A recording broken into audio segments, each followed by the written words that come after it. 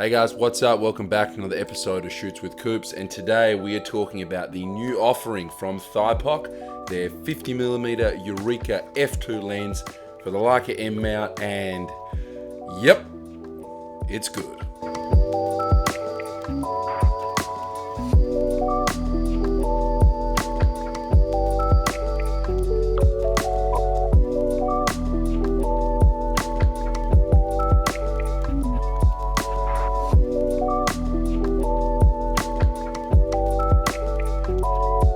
So this beautiful collapsible 50mm f2 lens was sent to me by Thypoch for this review, guys, but it's not paid or sponsored for, and it's my own thoughts and all that jazz. I've had the lens for a couple weeks now. I've had it long enough and I've used it long enough in enough situations to give you guys a pretty clear-cut, decisive review and opinion on the lens and what I think about it.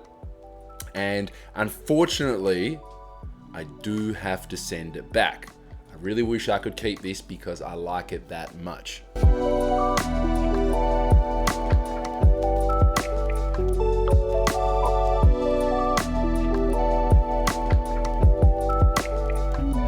Let's get the tech specs out of the way, guys. This is based off the 1953 Taylor Hobson collapsible Summicron.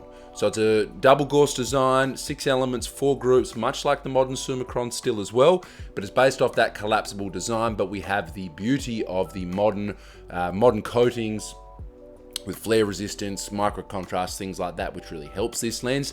But it is a beautiful lens based on that timeless collapsible Leica Elmerite design. I'm fairly certain they were the Elmerite lenses. It's beautiful. It absolutely looks the part on any Leica M, whether it be digital or film. This lens looks the part. There's two versions of this lens. I have the aluminium version, which comes in at only 120 grams. It's so light, you don't even notice it on the end of your camera. I think it's fantastic. I think for the price point as well, go with the aluminium, guys. The more expensive version is made out of brass, but it's the same optical design. I mean, if you really want that heavier brass lens, then, spend the extra money. But I would recommend, if you want to buy this lens, grab the aluminium version. It's so light and it's so nice to carry around. The build quality is pretty good, guys. Now, my lens was a prototype sent to me by Thypoch.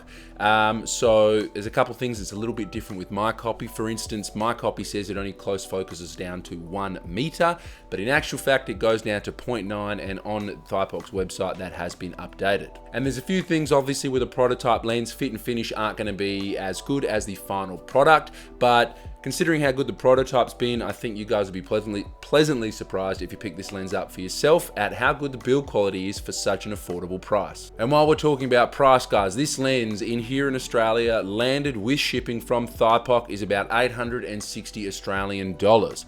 So it's a really good bargain for the price to performance ratio. What you're getting out of this lens, the look it gives you, especially at f2 and f2.8, the beautiful vintage rendering that you honestly do get, but then when you stop this lens down to f4 and lower, it becomes like every other 50mm lens out there. It's sharp, it performs great across the whole frame, it'll get any job you need it to get done. So when I first got this lens, guys, I went down to Hyde Park, just outside the city here, and I walked around the park and I shot the little lake they have there, the trees, the people, the nice fall colors we got going on right now. I shot everything at either f2 or f2.8. Now, like I said before, this lens, guys, once you stop it down to f4 and beyond, performs like more or less every other 50mm lens out there. Clean, good, predictable results, but at f2 especially, and then slightly at f2.8, you get a very, very beautiful vintage look out of this lens. So all these photos you're going to see now were all shot wide open or 2.8. Enjoy. You can see you really do get a beautiful rendering out of this lens, guys. And if you look at the out of focus areas, the bokeh at f2, you get that beautiful swirling effect, but it's not too overpronounced. I don't like it in abundance. In abundance on some lenses, it can be far too distracting, but I think there's just enough of it on this lens to give you that unique look without being overpowering. Now, sharpness wise, at f2, it's okay. To be quite frank, it's fine. At f2, it is still sharp enough to do more or less anything you need it to do. Absolutely great for portraits because it's just going to give you that slightly softer look wide open, which will be a bit more flattering for people. But once you stop down to f2, it sharpens up quite dramatically, and the vignette also becomes a lot more controlled. There is a very strong vignette at f2, but that's to be expected with a lens based on an older design. At f2 wide open on a full frame camera, you're going to get a bit of a vignette, but I actually don't mind vignettes. It works for a lot of photos, but if you, again, like I said, if you want that clean across the frame performance, stop the lens down to f4, 5.6, and you're golden. The only other thing to say is that at f2, guys, there is ever so slightly a bit of focus shift. So if you're using a digital camera, if you've got it mounted to a mirrorless camera via adapter, or you're using a digital M, you can check the live view on the digital M. But I found with the rangefinder, there's just ever so slightly that minute little bit of focus shift. However, if you're shooting film, it doesn't really matter, because the grain in the film, and film inherently not being as tack sharp as digital, the film's going to cover up any missed focus or imperfections at that slight focus shift. So I think if you plan to use it just for film, you're golden and you don't have to worry about that. And at least with the digital camera, if you're using it, you've got the option to use live view or an EVF to double check critical focus. Now, while we're just talking about film, guys, I did shoot a couple rolls through my Leica M4, some beautiful black and white for this this lens. I didn't want to shoot color with this lens. That's what I got the digital camera for, the digital my M10. You've seen a lot of M10 photos, but on black and white film, Ilford FP4, it absolutely is beautiful. Beautiful results, nice, to focus everything I've said, micro contrast. It's really a great pairing with any film M and gives you a beautiful look. Now, it's not all sunshines and rainbows, guys. Unfortunately, there's got to be some compromises. You can't please everyone, especially at this low price point.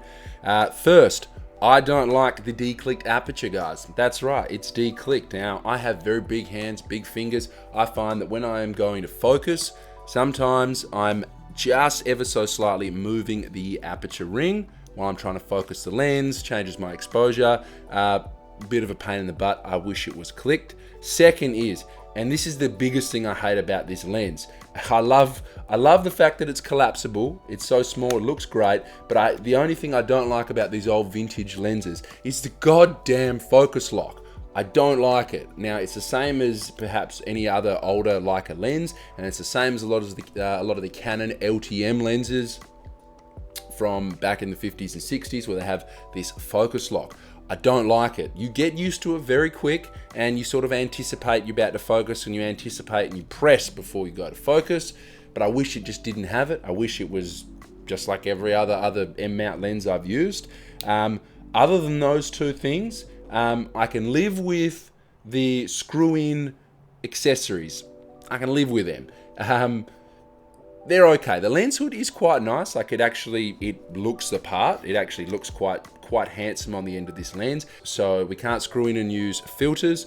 I don't usually use filters, so it's not too bad. The only thing is I do like to use black and white colored filters for black and white film, sorry. So my yellow and orange filters, which you need to find, they're a bit harder to find, the actual screw-in ones.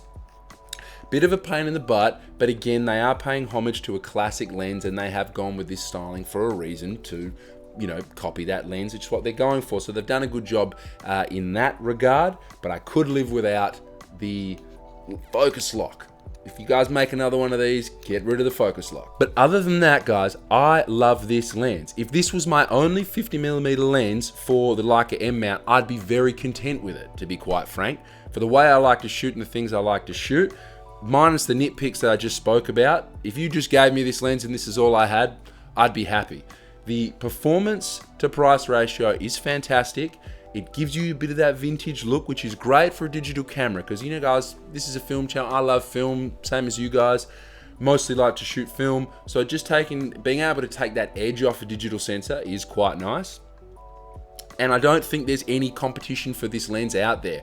To be quite frank, buying a new lens at this price point that gives this good performance, yes, you've got the lenses you can get from Light Lens Lab and other manufacturers like TT Artisans and 7 Artisans, but I think that this lens outperforms some of those, and the Light Lens Lab lenses come in at quite a bit more expensive than this lens. So I think it is very uniquely placed in the market. I highly recommend it. You've seen the photos, you've seen my images. If you're a fan, I would buy this lens. I don't think you guys would regret it. So thanks for watching, guys. I hope you enjoyed this review. I hope you enjoyed the images.